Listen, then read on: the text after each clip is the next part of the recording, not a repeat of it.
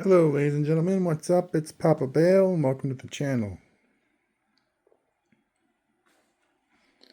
I have got now hooked up, I'll go through the coils individually here. I got my 16 gauge coil with the trigger of 26 gauge.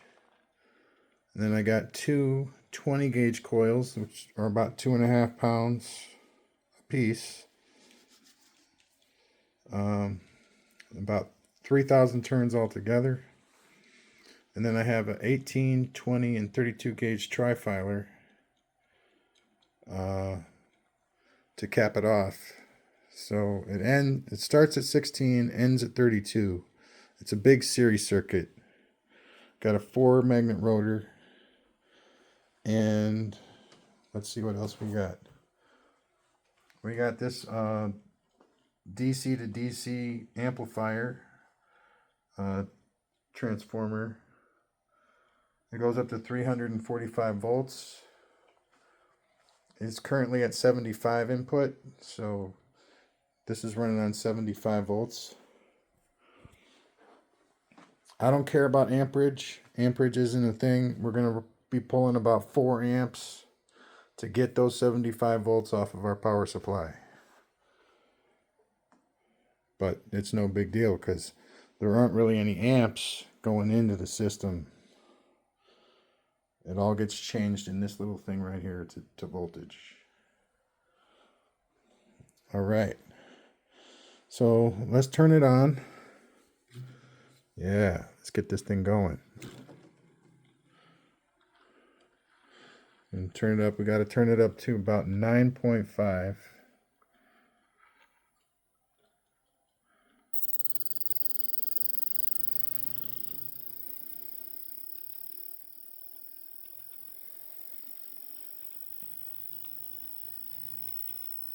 All right.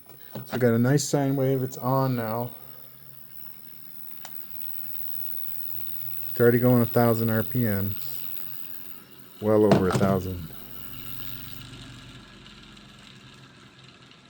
Wow, that got going up. That got to speed really, really fast. Now, how I did that is I moved the trigger coil slightly off center. And it just went so fast. So fast, so fast. You know what I mean? So let me do that one more time. I just turned it down because the pole started shaking like within the first 10 seconds.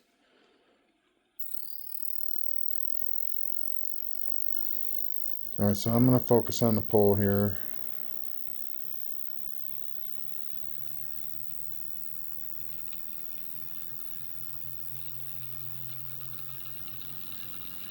Just starting to shake. Wow, going so fast.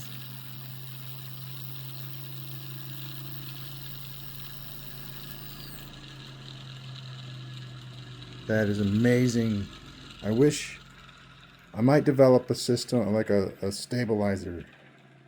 I don't know if it'll work at all, but I'm going to try and have this thing have maybe some legs on it and a clamp on the top of this thing and just try and hold it steady. Because I have a feeling that is nothing compared to how fast it can go. And then I might try this rotor, the one that the coil's sitting on. I'll have to put a maglev on. I'll have to put a toroid on it, but yeah, I think that one is like more well balanced. It's got less drag on it.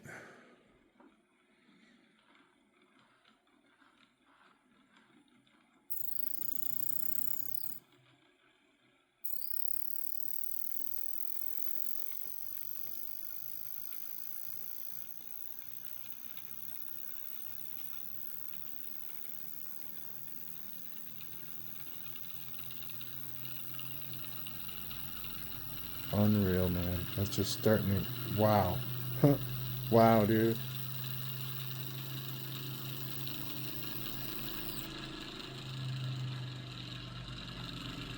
So fast.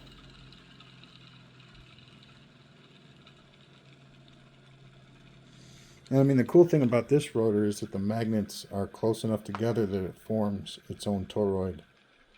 And it's levitating on that magnet on the bottom just from its own magnets. No extra magnets needed. Now, what I was planning on doing with this, now that I see how much draft is created from the spin, let me stop this real quick.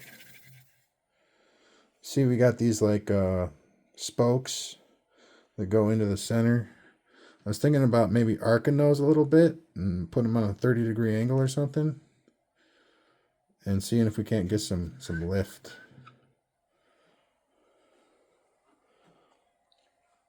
Because, you know, you put those things on, then this thing will probably want to take off, like literally. So, yeah, well, I'm going to print that off sometime in the near future, and we'll see what that leads to. If it's like a straight up ascent, it should rise right on the pole. But if it's all like crooked, and it might not rise at all.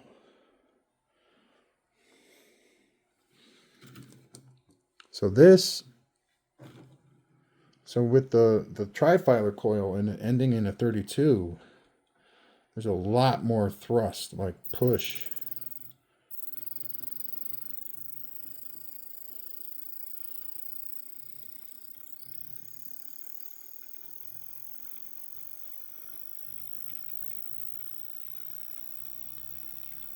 Awesome. Yeah, I think the trifilar coil is really helping out here for speed. Unbelievable.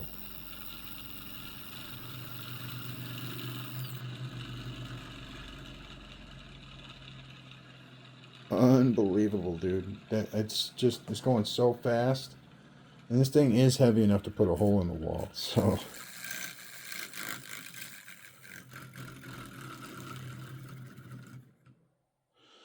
so sweet. Man, this thing is so sleek. I can't wait to try that out.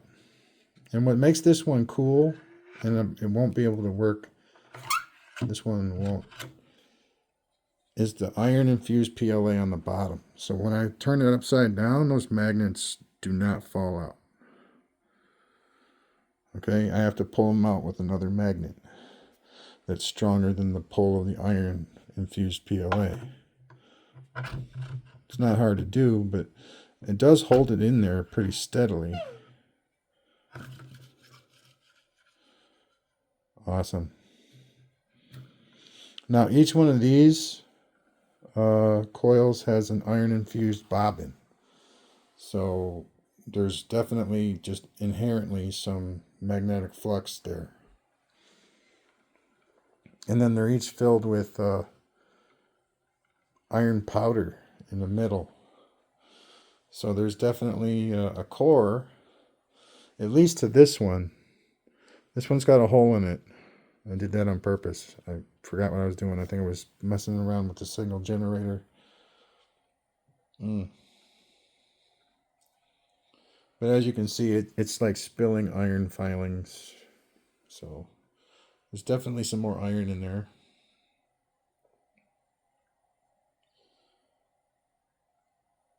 Oh man, I'm excited in like a calm kind of way because, you know, I have a limited amount of energy, and when I get excited, I expend energy too fast. So I want to get some stuff done, so I'm not getting too hyped up.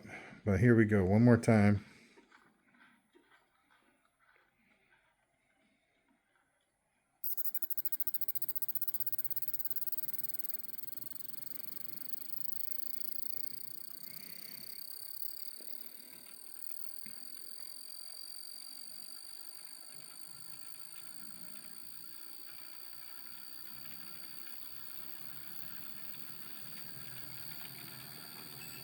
Gonna take a look at the sine wave.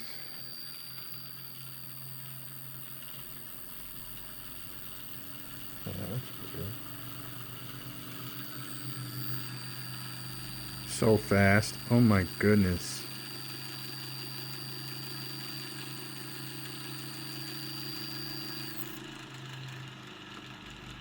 Unreal, dude. Everything's shaking, the pole's shaking. But I'm gonna get some like individual readings on like each strand and each coil, and we'll see what it is. So the solar system is the pulse motor. The sun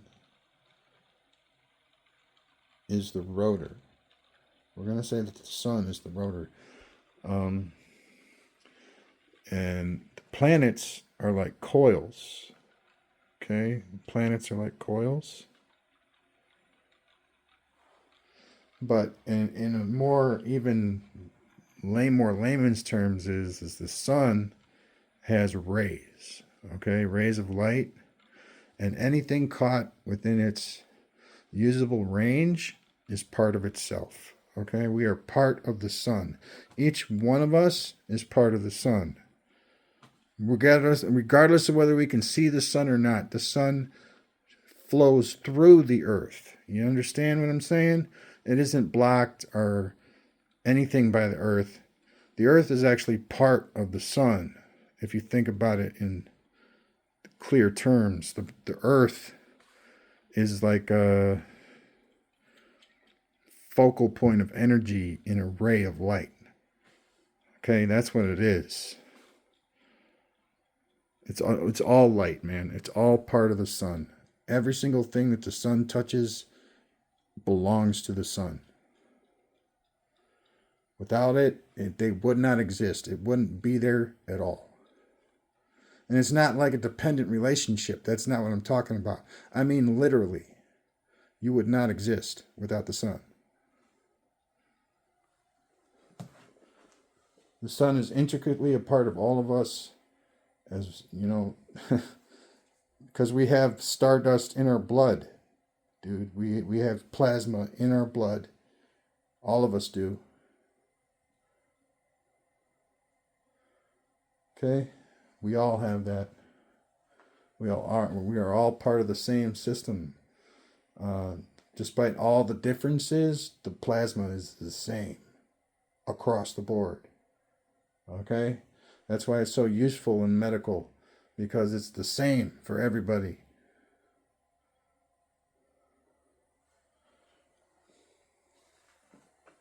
Now there may be intricacies in plasma, but that's beyond me. I just know everybody has plasma in their blood. Okay?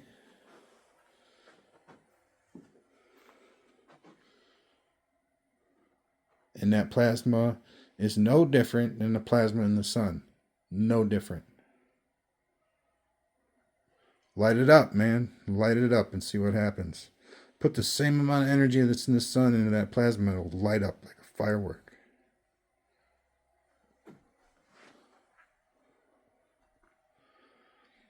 You know?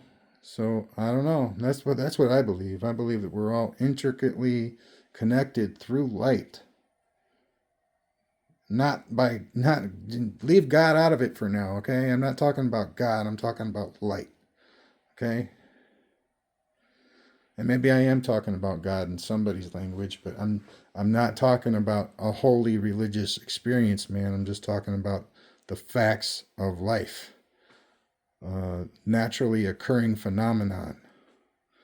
You know what I'm saying? It's people might want to make it into a holy religious thing, but it just is, you know. We are a ray of sunshine. And the earth, you know, is caught in the ray of sunshine.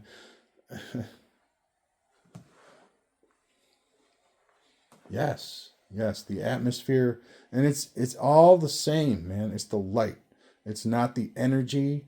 It's not the, you know what I'm saying? It's not the radiant heat. It's not the stuff that's going to kill us that binds us together. It's the stuff that doesn't kill us that binds us together. Okay?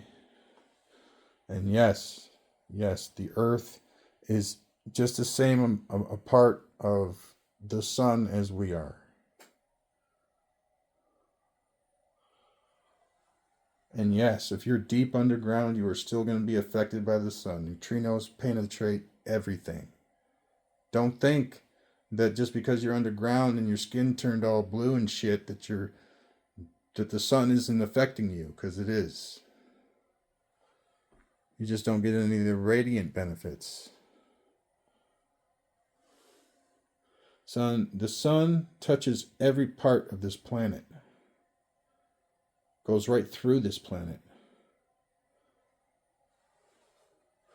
So like to think, it's just, I have a new reverence for, things that are bigger than I am. Thank you very much. Peace out.